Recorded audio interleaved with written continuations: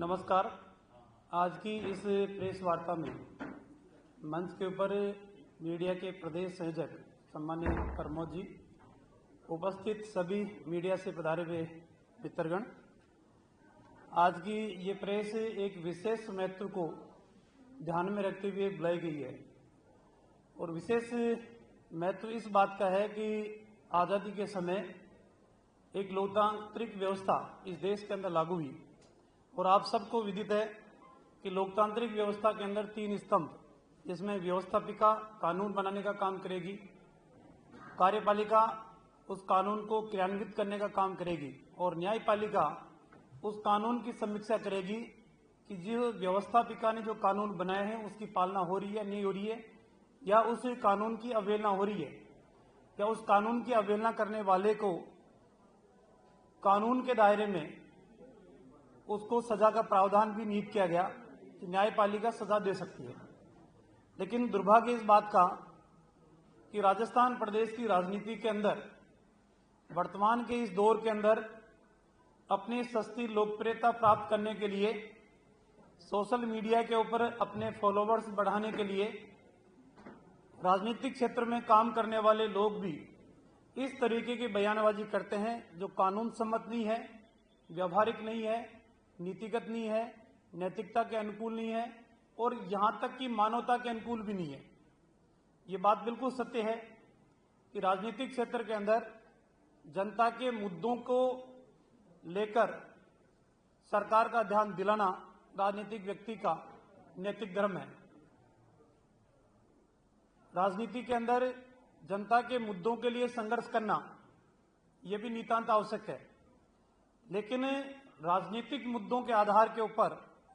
सिर्फ अपनी सस्ती लोकप्रियता प्राप्त करना यह कतई उचित नहीं है। विगत दिनों के अंदर 4 घटनाएं ऐसी घटित हुई जो राजनीति को शर्मसार करने वाली घटनाएं, जिनको हम कह सकते हैं, या जिनको हम ये भी कह सकते हैं कि राजनीति में इस तरीके का चरित्र कोई सहन नहीं करता, कोई बर्दाश्त नहीं करता। क्योंकि वर्तमान में प्रदेश के अंदर कार्यपालिका का काम करने वाले कोई विदेशों से आए हुआ व्यक्ति नहीं है,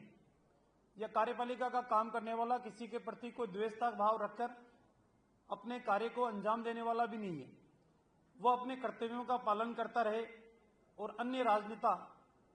उस व्यक्ति के कार्य में व्यवधान पैदा करे, उस व्यक्ति को सार्वजनिक स्थान के ऊपर ऐसे लज्जित करने का काम करे जो कोई भी व्यक्ति उसको बर्दाश्त नहीं करता। मैं चारों घटनाओं का जिक्र करूंगा। किसी सार्वजनिक मुद्दे को लेकर जन भावनाएं अगर उस सार्वजनिक मुद्दे से जुड़ी हुई है तो निश्चित रूप से नेता को अपना पक्ष प्रशासन के सामने भी और सरकार के सामने भी रखने की नैतिक जिम्मेदारी है, रखना भी चाहिए। लेकिन उस सार्वजनिक मुद्दे को कानून हाथ में लेते हुए बाड़मेर के किसी जनप्रतिनिधि के द्वारा इस तरीके का कृत्य करना कि कानून को बाधा पैदा करे और बाधा पैदा करने के बाद में सोशल मीडिया के ऊपर उसकी रील जारी करके और अधिकारियों को मनोबल को डाउन करने का काम करें, ये उचित नहीं है। नागौर के नेताजी के द्वारा ये कहना कि वो तो एक ही थप्पड़ मारी है, मैं होता तो 4 मारता। राजस्थान के अंदर कभी भी इस प्रकार का वातावरण बना नहीं है। राजस्थान में पक्ष भी रहा है, विपक्ष भी रहा है, सरकारें बनी भी है, सरकारें बिगड़ी भी है, सरकारें परिवर्तित भी हुई है, सरकारें अलग अलग दलों की आई भी है, लेकिन कभी किसी को राजनीतिक द्वेषता के आधार के ऊपर व्यक्तिगत हमले करने का अधिकार कोई नहीं देता। लेकिन जिस तरीके से व्यक्तिगत हमला करने के लिए सरकार को कोई मानने के लिए तैयार नहीं हो, व्यक्ति को मानने के लिए तैयार नहीं हो, उनकी व्यक्तिगत जीवन और जिंदगियों के बारे में टीका टिप्पणी करते रहे, मेरे ख्याल से ये उचित नहीं है। तीसरी घटना, जिस तरीके से प्रशासनिक अधिकारी के ऊपर हमला करना और रील बनाकर उसको सोशल मीडिया के ऊपर डालना और अपनी सस्ती लोकप्रियता प्राप्त करना। आपने तो अपना काम कर दिया, लेकिन क्या आपने ये सोचा है